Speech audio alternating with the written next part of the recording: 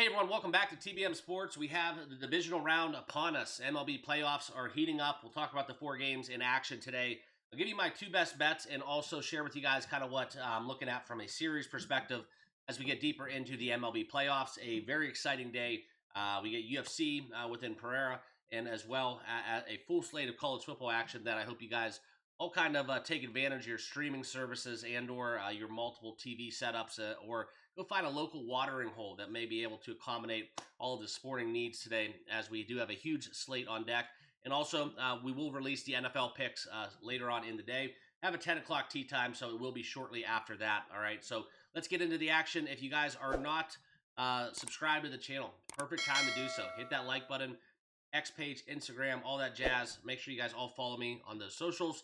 And let's get into the action, as we will use Outlier to break down these games. No props today. There is something where I want to see these teams kind of started off. And also, there is a little bit of science behind the teams coming off of that first round bye. Sometimes you can get snuck up on a little bit. Okay, so a little rust coming off. I think for maybe not so much the pitchers within that layoff, but I think from a hitting perspective, it all kind of flips the gears. You know, we're hot entering the conclusion of the season, which a lot of teams were. We are seeing that continue with the likes of the Yankees and kind of the Dodgers, their little closing of the 2025 regular season, and as well as Detroit, right? They were on a little bit of a tail slide, and they were able to kind of take 2 of 3 of the Guardians, and also beyond that, 2 of 4 down the stretch where they needed to win. Okay, so let's look at that. Seattle was a hot team to close out the season, but using that recency bias, when it's the postseason, it's a completely different ball game. It's coached different. It's a different strategy, and also there is a win or go home element that does kind of leave a lot of things kind of out in the open when it comes to handicapping playoff baseball. That's why I love it. Let's talk it. And that first game, Brewers Cubs, we'll look into American Family Field. They will have the obviously the dome will probably be open today, albeit if they do get some weather, which is not in the forecast, and it will be a hot one.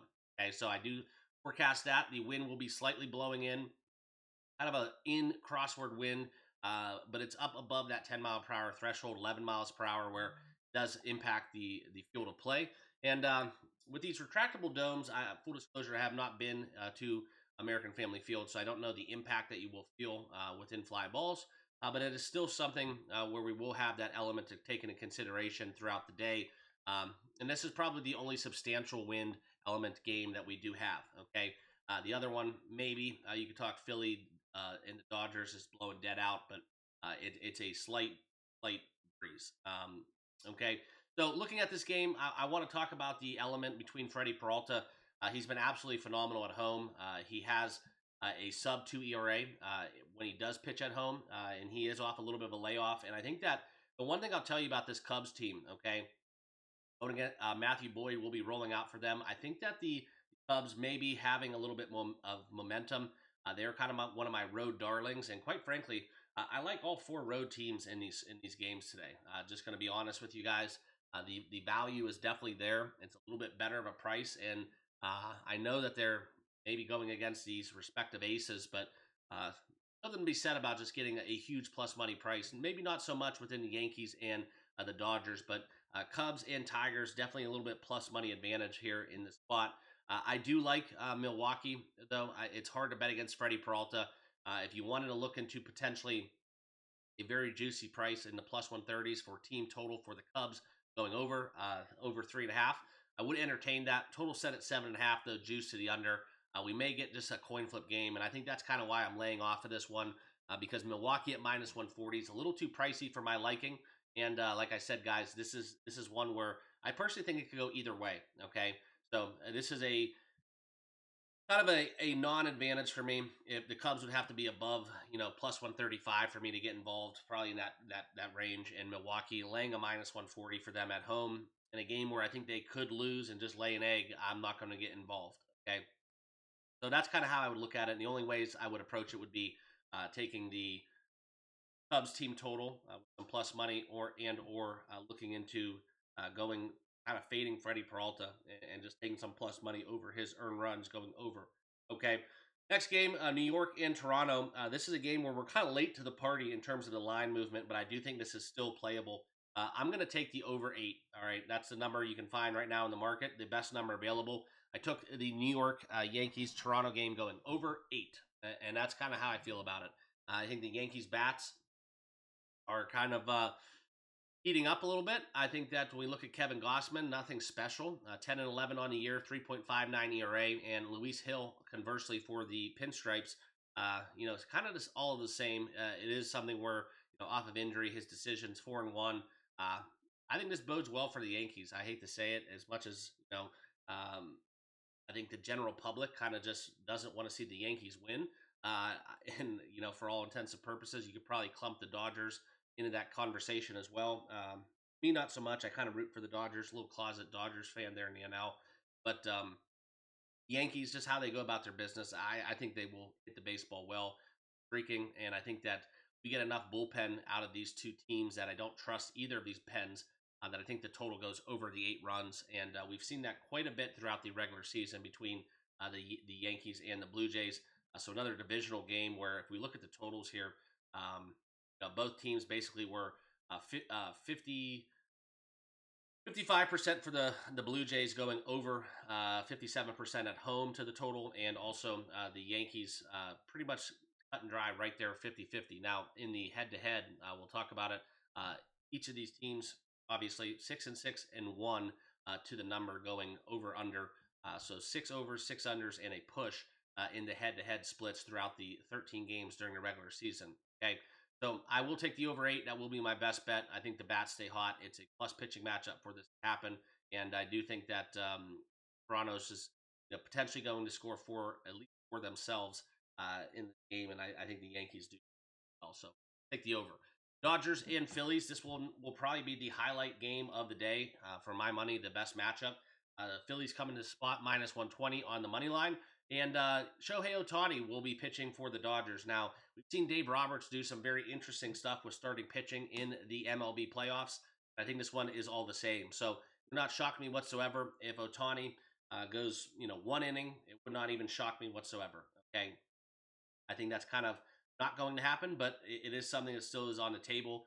We've seen this before. He uses a reliever to start off the game, and then kind of does it, ass backwards, for a little better, for a lack of better words. But I think that it has been successful, right? The Dodgers won; they're the favorites to win this year, and that's kind of where we see a great ball game unfolding out there at Citizens Park. And For me, guys, I like the Phillies. Okay, I think this is a good spot for them at home. I love taking the Phillies at home, and I will take the Phillies here and backing my man Christopher Sanchez, who has made me a lot of coin throughout the regular season. So give me Sanchez and the Phillies kind of stay hot. Schwarber, what an outstanding year he's had at the dish. And for my money, guys, it's hard to kind of overlook how Raleigh would probably be my MVP. But if you take Judge out of the equation, I think I'd have Schwarber number 2 in that conversation. So I like the Phillies. I think they get to Ohtani. For all things considered, Ohtani can do it from both sides of the equation playing baseball. He's an outstanding pitcher, but I don't trust that Dodgers pen as much as I should. And the Phillies here in this spot, they're ready to roll. Minus 120. It's too cheap to pass up. So I like the Phillies at home to get the job done. Last game on the docket, Detroit and Seattle. The Tigers plus 175. They will roll out Melton. See what we get.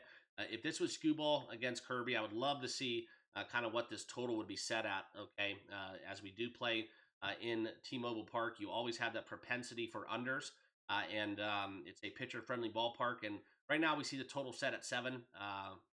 Not going to get involved with this. I understand why the Mariners are the heaviest favorites of the day. They have the plus pitching. They have a freaking team. They have lost 3 straight, mind you. But I do think that the Tigers have kind of found a groove, increasing kind of their, the way they're playing baseball. It's getting a little bit more scrappy. They're grinding it out. Very clutch hitting. I think that's kind of going to be evident as we do look for them to advance. They're going to have to beat the Mariners. Okay. I'm not saying this is my favorite series of the divisional round, but because it's not. This is one that is kind of intriguing from a pricing perspective because there's a lot of variance here. And as much as I, am kind of on the men from the Tigers taking down my Guardians, I do not mind the plus 175 whatsoever. Also, the plus 1.5 minus 130 is attractive. just kind of where I lean in this contest. It's a little bit too much money to throw out there in that regard. Where if the Tigers end up getting to George Kirby, which his splits are a little bit better at home, he goes from basically a 5+ ERA to a 3 and some change.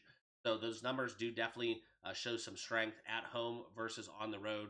And I think that's kind of where the Mariners will take care of business, but a lot of money for the Tigers to pass up. I should say they should take care of business at home, but it's a lot of money for it to pass up with the likes of the Tigers. So that's kind of where I see Detroit plus 175. Maybe a little half unit sprinkle. We'll see. Not going to make my official plays, but that's just kind of where I stack up here in this contest. Okay. So that'll be it, guys. Those are my best bets. Good luck out there. Let me know down below in the comments. Who do you have winning the World Series? Okay. I'll share with you guys my futures outlook a little bit later, as we will touch upon that probably tomorrow. We'll have a little bit more time, but my best bets in the MLB, we're going over 8 in the Yankees game and also taking the Phillies on the money line as my 2 official plays. All right, thanks everyone. Make sure you all hit that like button, subscribe down below. See you tomorrow. Cheers.